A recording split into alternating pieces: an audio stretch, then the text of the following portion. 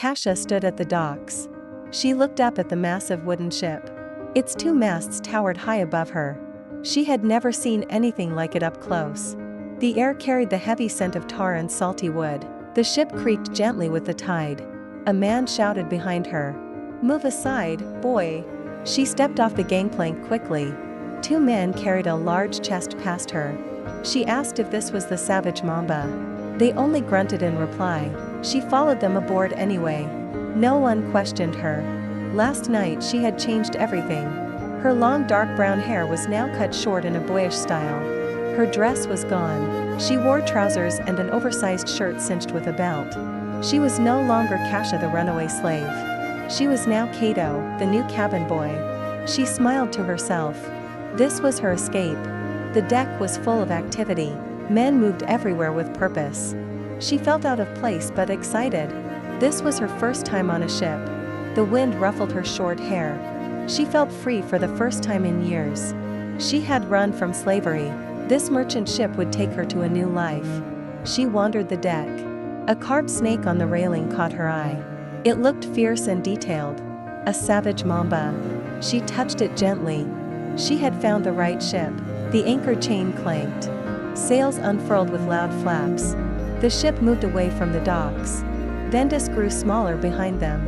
Soon only open sea stretched ahead. Cassia leaned on the railing and grinned. Then the captain spoke. He stood at the helm with his first mate. "Listen up, men." He gathered the crew. "I be Captain Malco." His voice carried strong and commanding. He announced their plans. They would sail the coast. They would find rich towns and fat ships. They would plunder everything. Cassia froze in shock. Was this a pirate ship? The gorgeous man at the helm was a pirate captain. The crew cheered wildly. Worry filled her. These were not merchants. They were thieves and dangerous men. She was trapped at sea with pirates. Slavery or pirates?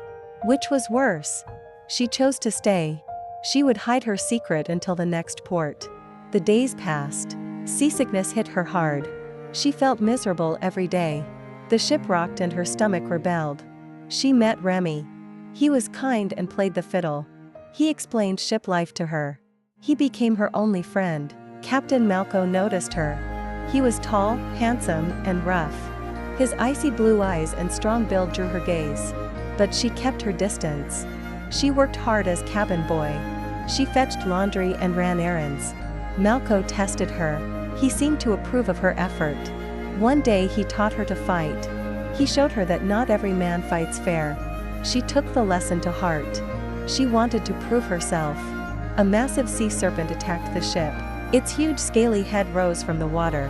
It slammed into the hull. Chaos erupted as men fought back. Cassia struggled to hold on. The ship tilted wildly. She slipped toward the edge. Strong hands grabbed her waist. Malco pulled her back to safety. "Get to my cabin," he ordered. His rescue stayed with her. She felt a growing pull toward him. Later she had a vivid dream. In it Malco discovered her secret gently. He touched her with care. He kissed her with passion. She woke disappointed. Reality was far harsher. At port in Dirty Jack's Cove they stopped for repairs. Malco gave her coins for a sword. He wanted her to join the raid on Durana, a city full of riches. She bought a fine cutlass. She practiced swinging it on deck. Remy warned her. He had figured out she was a woman. He urged her to leave the ship with him. It was too dangerous to stay. Cassia thought hard. She decided to remain aboard. She felt safer with the familiar dangers. She had grown close to Malco. He had saved her life. He was training her. She said goodbye to Remy. It hurt to lose her friend. The ship sailed on. Cassia continued her duties. One day Balder called her to the captain's cabin. He had a fresh cut on his neck. She entered cautiously. Malco looked furious. The room was a mess. Papers scattered everywhere. A dagger stuck in the desk. He demanded honesty. He accused her of lying. Cassia tried to deny it. Malco slammed the dagger into the door inches from her head. He demanded the truth.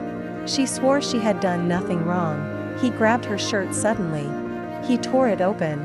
Her secret was exposed. Cassia gasped and tried to cover herself.